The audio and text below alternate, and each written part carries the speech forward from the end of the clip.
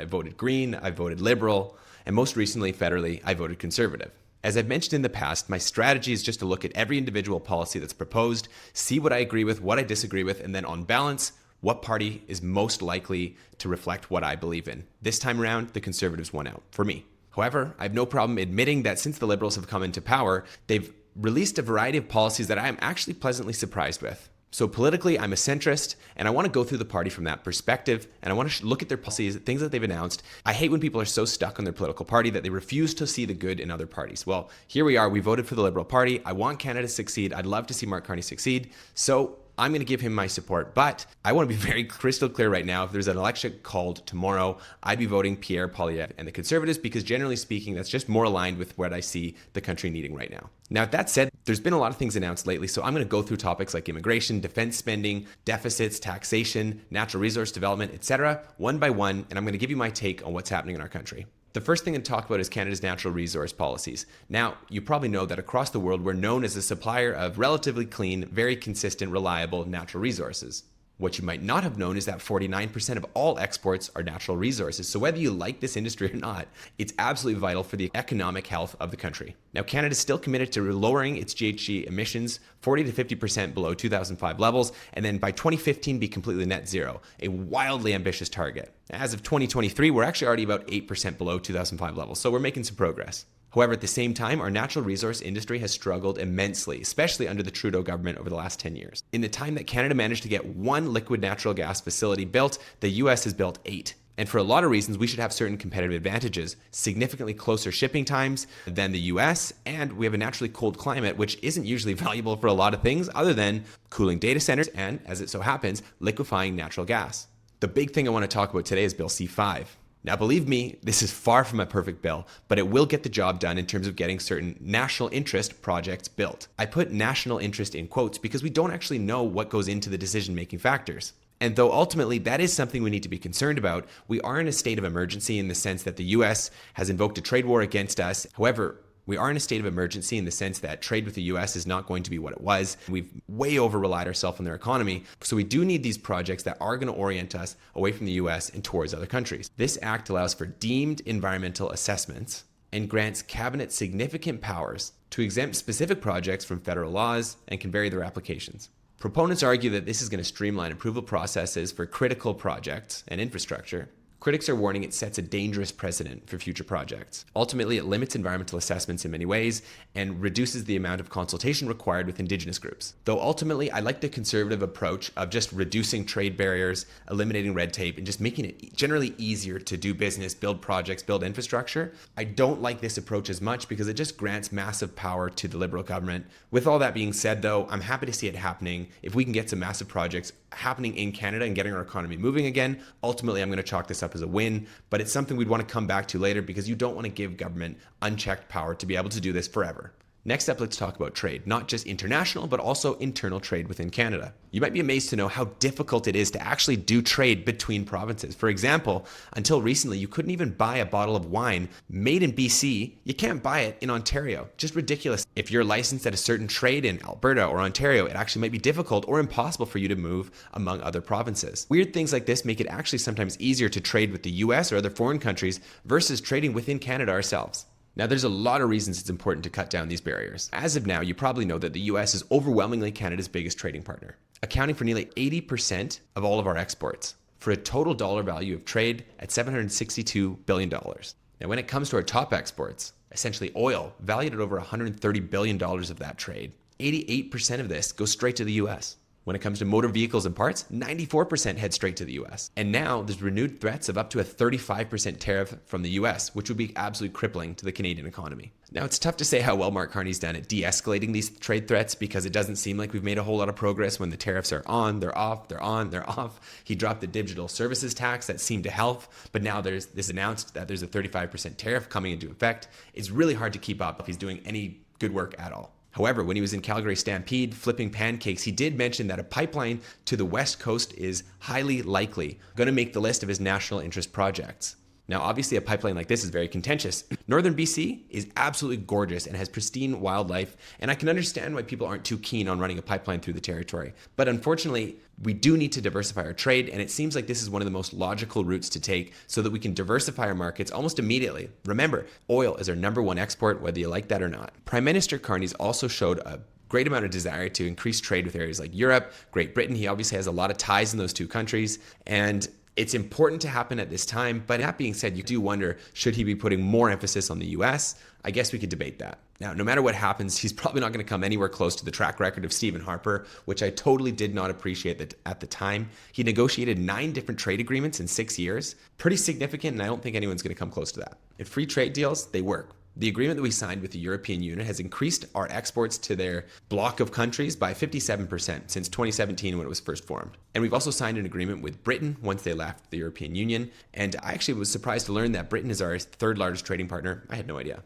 Mark Carney, given his experience in the country, he's looking to them as like a pretty significant trading partner. And I say that seems to be a good thing. But back to internal trade within Canada, the federal government back in February, they announced to significantly decrease up to half of the regulations that are currently blocking trade between provinces. Most of them are related to federal procurement. Let's talk about Canadian taxation and deficits, probably something I'm least impressed with about the Mark Carney government. Though he made a move to repeal the idea of increasing the inclusion rate for capital gains taxes, that was extremely important. He did a tiny little tax break for lower income earners. That's something good. He's dropping GST off of certain new homes. That's also good. I'll give him credit for all that, for sure. But overall, in terms of deficits, it's going to get far worse before it gets any better. Our current debt load stands around $1.2 trillion. The crazy thing is that half of that came just from Justin Trudeau over the last 10 years. Mind you, I'll give him a little bit of credit. Obviously, we went through COVID times. That was very unprecedented. There was a lot of emergency spending involved. But man, if you peel back the layers on that, there was a ton of money wasted. So I don't really give him a free pass for that either. Now with Mark Carney, he's still very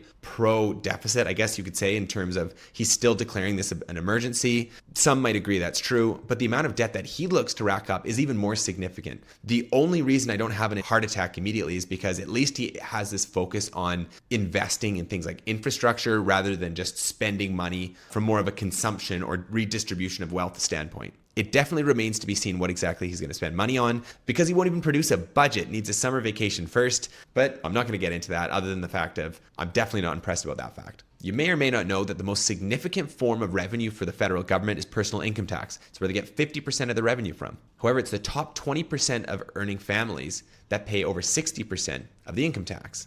It shows you how steep the progressive tax rate is in Canada. Though I understand why you do this, the concept doesn't really make sense to me. If money gets easier to make, it should be taxed higher. That makes sense. Inheritance, for example, that's the easiest money you'll ever make, should be taxed the most. But investing in a risky startup, that's the highest risk. It should be taxed the lowest. There's areas in between there where what our policies do don't really make sense and don't really align with incentivizing people. Now, to give you an illustration, starting in 2023, we actually started seeing outflows of high net worth families. For example, when they introduced that they were going to raise the inclusion rate for capital gains tax, essentially making it less compelling to invest and put your money to work in Canada, we started seeing an exodus in 2023, 2024, and possibly 2025 have gotten even worse. Now that's a big deal because you think targeting the rich might be the right way to increase the tax base. You also need to realize these are the most sophisticated families that have access to the most tools to move their money around. They're going to be the first people to find a creative way to leave the country and take their resources and most likely education and talent somewhere else. I do see some reason to be optimistic. Obviously, Carney's reduced and repealed some of those potential tax increases. It still remains to be seen how he's going to make Canada a really competitive country and a really attractive place for people to put wealth and investment to work. I'll give Carney some credit that he is looking for internal government savings. He's mandating certain agencies within the government cut their operating costs by 10 up to 15% in certain instances, which is good, but we're talking billions of dollars when it's $1 trillion problem. But hey, I'll take it. Something to keep in mind when it comes to debt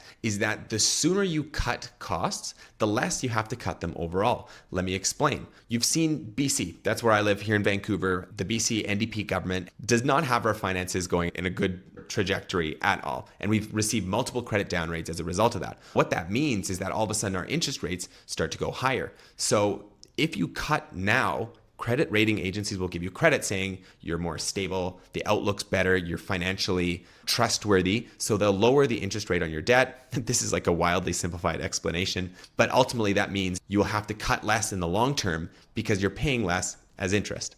Because you look at the US, for example, they're paying more in debt interest payments than they are for anything else, even for defense, which is already massively, by far, their biggest expense item. As a real estate developer here in Vancouver, I would love to talk about the Liberals' housing policies because I've got a lot to say. When I saw a video from Mark Carney saying that it's time for the Canadian government to get back in the business of housing, I'll be honest, I cringed. I don't particularly want the government to be back in the business of anything because obviously you see the government doing any kind of major scale project. It's pretty much always over budget, massively over time. I don't expect this housing initiative to be any better than what we've seen in the past. However, there are certain areas where I am excited by what they're doing. For example, the CMHC has an apartment loan construction program. I've actually made a video about this. I'm going to be most likely going through the program. What this does is if you're willing to build a purpose-built rental, which means the whole building you're producing, it's entirely for rental, and 20% of the units are deemed affordable, which is defined as 30% of the median income for a family in the area,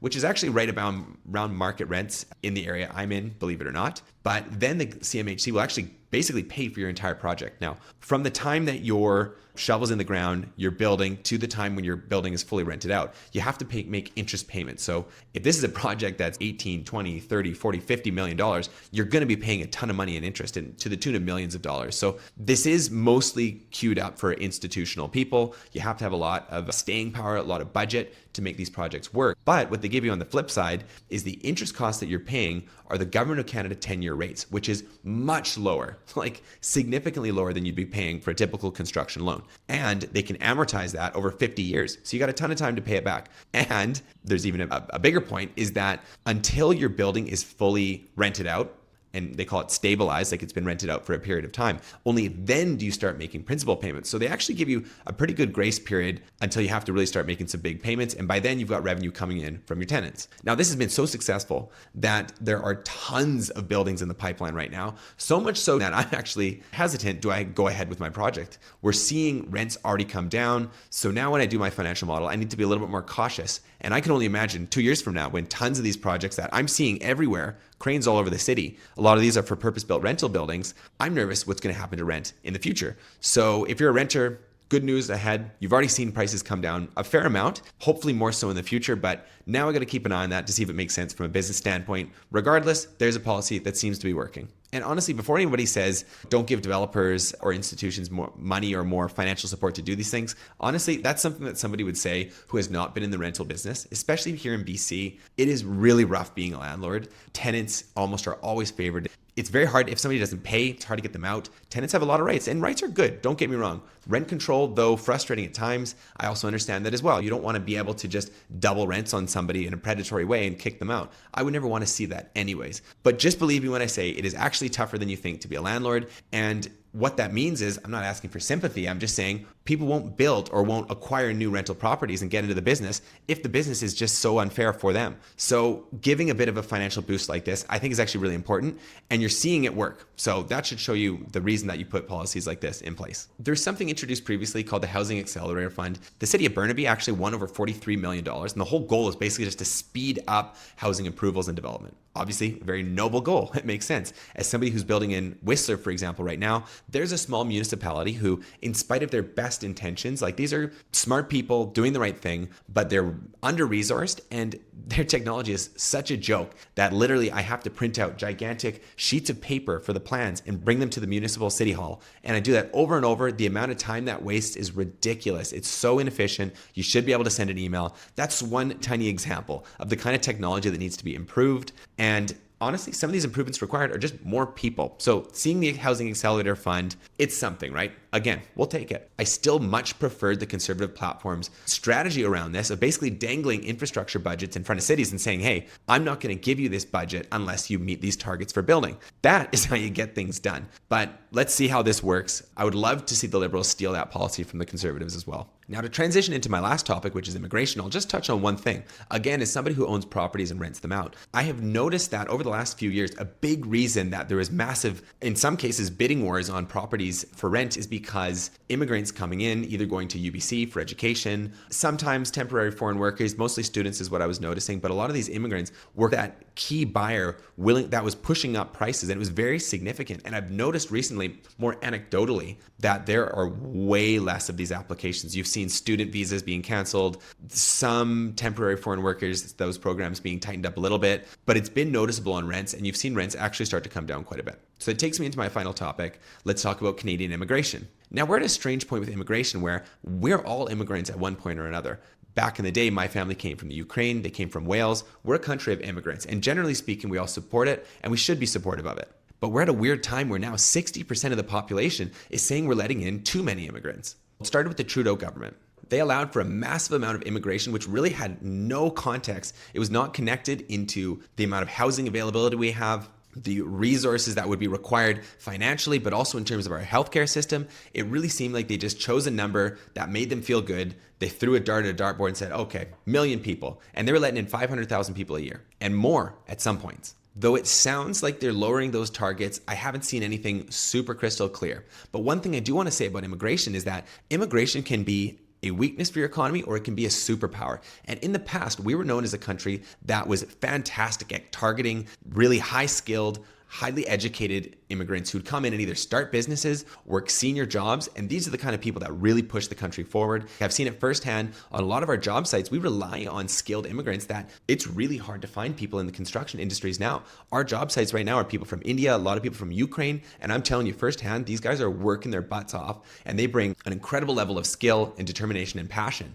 Without these guys, we would be at a significant loss. Now you're looking at the US, who's taken an approach where I respect the fact they want zero illegal immigration. I think that's a commendable goal. The way they're doing it, I think they are going to regret kicking a lot of people out only to realize they're going to need to bring a lot of people back. Who's going to work on a farm? It's probably not a lot of the people in cities. Now, one thing we need to be worried about is where I mentioned in the past, we've historically been really good at poaching highly educated, highly skilled workers. It seems that there is a flood of lower skilled workers coming in. When you compare the salary for these lower skilled workers versus these Canadian born equivalents, it used to be about a 10% difference. It's now over 20%. So it's been proven that this is bringing down wages for the lower end of our economy. And that is something we need to be concerned about. Now, something I've seen a lot on TikTok, of course, it's not a very reliable source, is a lot of instances of fraud. I won't get into that in the sense that it does seem very anecdotal, but it is the kind of thing that makes you a little sick to your stomach when you see people are posting online essentially ways to cheat the Canadian government. And that should just make you sick to your stomach. But that's the problem with bringing in such a massive amount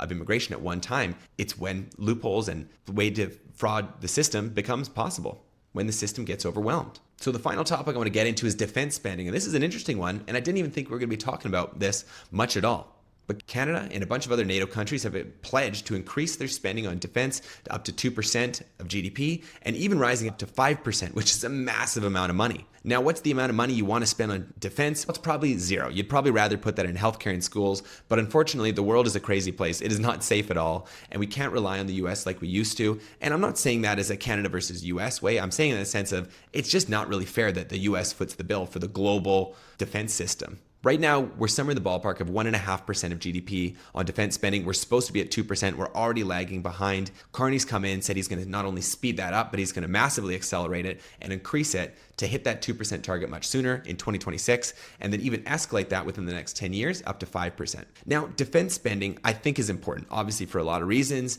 We need to be able to secure our own borders. Now, what we spend the money on is greatly important, though, because a lot of these defense contractors are in the US. So are we going to increase these budget and then send that money straight to the US? According to Carney, he's actually going to try to spend more money in Europe, which in my mind, I guess it's good to diversify. I don't think that solves the problem. I would be much happier to see more of that money spent at home, developing our own supply chains, developing our own military capabilities, and of course, some of it will. The thing that I found interesting is that the definition of military spending is getting a little bit more broad, or it will at least in the future. 1.5% of that 5% of GDP can be spent on certain things that you might not expect, like a rail system, moving supplies around the country, critical minerals mines, you need that for a lot of systems, quantum computing. That's a different threat, a cyber warfare threat. So there is areas of applications that are directly localized, and more importantly, they're going to have spin-off effects in terms of R&D. When money is being pumped into a lot of these defense applications, aerospace, things like that, will get other benefits that you may see consumer applications. So investing in Canada like this, I actually quite like this, but I really want to see more information around what we're actually spending the money on. Where's the money going? Is it all just going to the US and Europe, or is a lot of this staying at home? Now, a lot of these key investments, they include submarines, fighter jets, patrol aircraft, Canadian surface combatants, armed vehicles, artillery, all kinds of stuff. Very critical hardware that we need. There will also be investments in new radar, sonar, drone, and sensor technologies, things that monitor the seafloor, the Arctic, which all aligns with increased focus on northern sovereignty. A lot of these tech applications, you should be excited that we're investing in these, because like I said, they're going to have a lot of other benefits. So to conclude, just like I mentioned, I voted Conservative, but I voted at pretty much every other color in the past. I'm cautiously optimistic on what I'm seeing, though, again, to be totally clear, I would vote Conservatives again. Given what I'm seeing now, I do still prefer their way of handling these things. Though, I don't know if it's too early to say, I am optimistic about where things are going, and I hope to see that this is the big Canadian comeback that we're always hoping for.